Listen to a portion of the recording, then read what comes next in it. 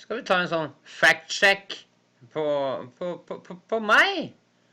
Så skal dere se at alt jeg har sagt når det gjelder akkurat det der med hvem som skapte ISIS og alt det greiene der, det har vært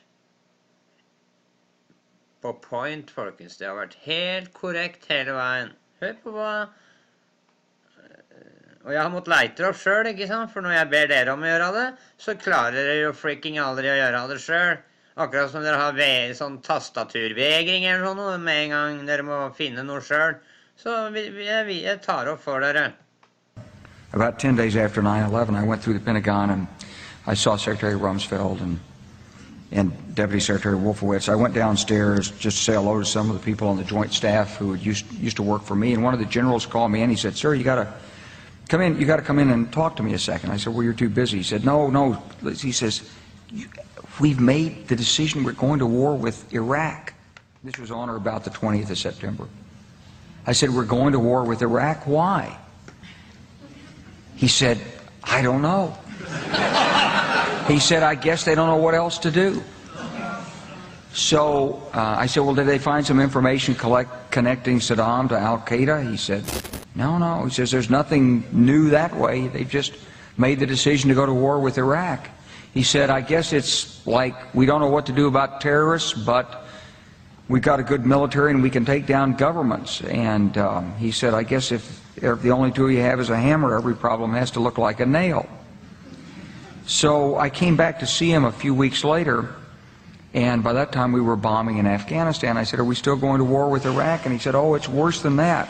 He said, he reached over on his desk, he picked up a piece of paper, and he said, I just got this down from upstairs," meaning the Secretary of Defense's office today, and he said, "This is a memo that describes how we're going to take out 7 countries in 5 years. Boom! Det har jeg sagt hele tiden, jo. Libya, Somalia, Sudan, and finishing off Iran." Ja.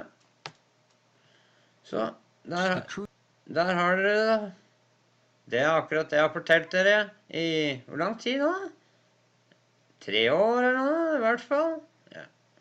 Men ikke så ivrig da, for det er jo først det siste halvannet året som jeg aktivt vært med i dette sirkuset med å rapportere på det som skjer her i verden, siden bare media ikke lenger gjør det.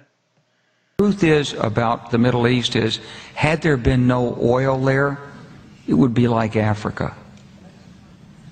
Nobody is threatening to intervene in Africa. The problem is the opposite. We keep asking for people to intervene and stop it. And there's no question that the presence of petroleum throughout the region has sparked great power involvement.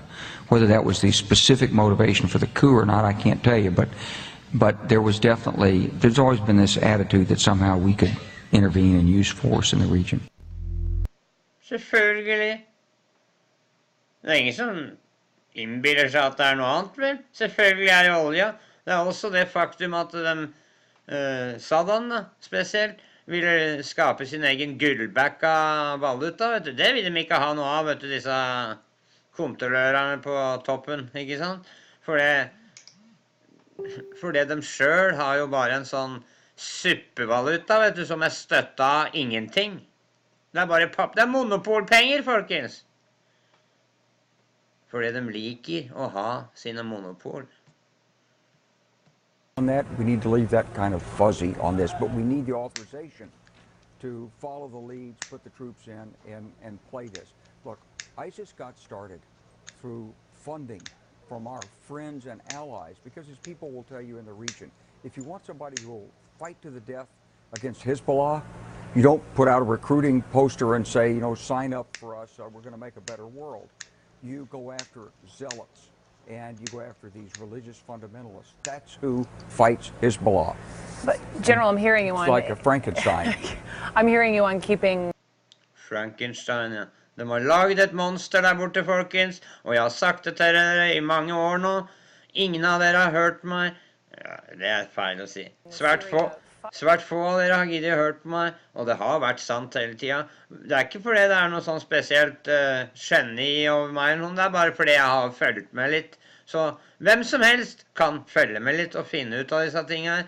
Og så er det fremdeles folk der ute som sitter og diskuterer med meg over disse tinga i timesvis, når det tok meg, jeg tipper det tok meg 10 sekunder, ikke det engang, å få på maskin og punche inn og finne dette intervjuet her, hvor generalen Wesley Clarks, han som hadde ansvaret for Europakommandoen en stund, fortalte dette her til Democracy Now! I, når var det? 2011, eller? Ja, noe i den duren der.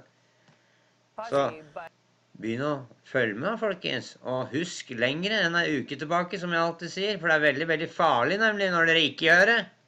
I mean, they've been very clear in wanting to destroy and dismantle ISIS, so that's not fuzzy to me at all. The question would be, if they wipe out ISIS in Syria, which is the goal, then what with Bashar al-Assad? Yeah. There has to be a plan for that phase. Well, some things you can't exactly plan that clearly because you're dealing in the realm of politics.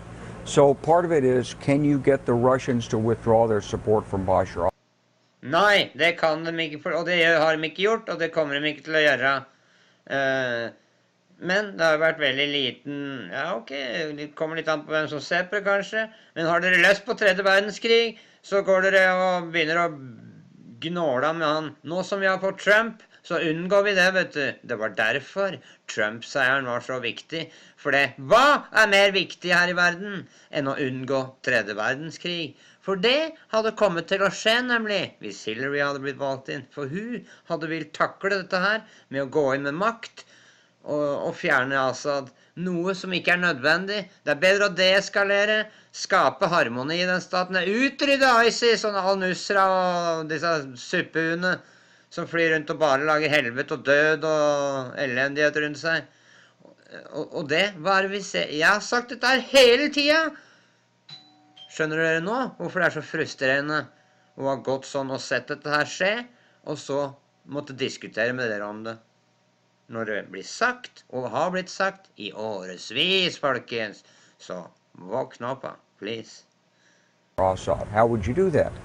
Well, you're dealing with the Russians in Ukraine right now, and they're not being helpful. No, they're in fact, not. from Putin's perspective. Ikke så rart når dere overkaster den. Ok, det var det, folkens. Ha en fortsatt god kveld. Nå vet dere hva som sant, og hva som ikke sant. Igjen!